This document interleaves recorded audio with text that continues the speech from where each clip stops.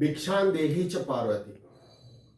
తన ఇంటికి పరమశివుడే, సాక్షాత్తు భగవంతుడే తన ఇంటికి జోలి పట్టుకొని అడుకోవడానికి వచ్చిన పరమశివుడిని చూసి పార్వతీదేవి పరవశించి తన స్వాస్థాలతో వండిన నైవేద్యాన్ని భగవంతుని స్వరూపంగా భావించి తనకి పంచపక్ష పరమాణాలతో తన కడుపుని నింపడం జరుగుతుంది.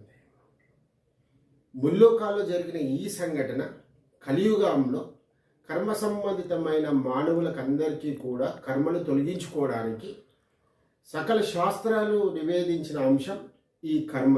ఏదైతే మనము ఈ సమస్త ప్రజలకి అన్నదానం చేస్తామో, అన్న వితరణ చేస్తామో, దాని ద్వారా మానవులు పడే క్షోభ, దుఃఖము అన్నీ కూడా పటాపంచలు అయిపోయి ఈ పాపకర్మాలన్నీ కూడా తొలగిపోయి ఆ కుటుంబానికి స్వస్థత చేకూరి పుణ్యఫలం లభించే అవకాశం ఉంది, లభిస్తుంది కూడా.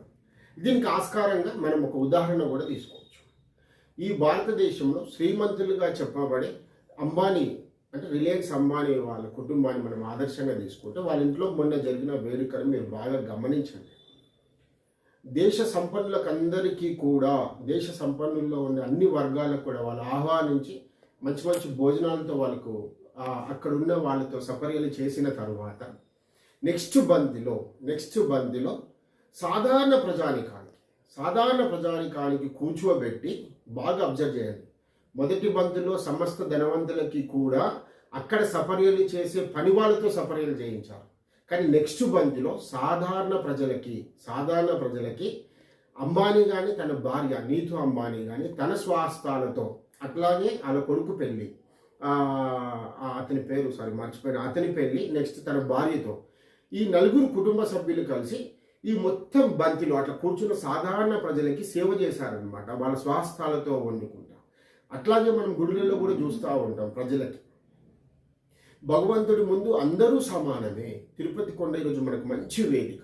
తిరుమలలో మనం చూస్తూ ఉంటాం అన్నప్రసాద వితరణలో మన పక్కన కోటీశ్వరుడు ఉన్నా అటు పక్కన బిచ్చగాడు కూడా ఉండొచ్చు. పూర్తిగా తిండికి నోచుకోలేని వాడు కూడా ఇటు పక్క కూడా ఉండొచ్చు. ఇట్లా సమస్త ప్రజలందరూ కూడా ఒకే చోట కూర్చొని చేసేదే భోజనం. అయితే ఇప్పుడు వినాయకుని మండపాలలో మనము నిర్వహించే అన్నదానాలలో దయచేసి చెప్తా ఉన్నా, మొదలు వీలే తినాలి అనే దానికి మీరు ఆస్కారం ఇవ్వకూడదు. అందరూ తినాలి అనే దానికి ఆస్కారం ఇవ్వాలి. అందరూ తినాలి, భోజనానికి అందరూ రావాలి, అందరూ ఒకే చోట తినాలి, అందరూ సంతోషంగా ఉండాలి. మన కర్మలను తొలగించుకునే భగవంతుడి ముందు అందరూ సమానమని చాటి చెప్పాలి. ఈ ఏదైతే మనం ఈ సాంప్రదాయం ఉందో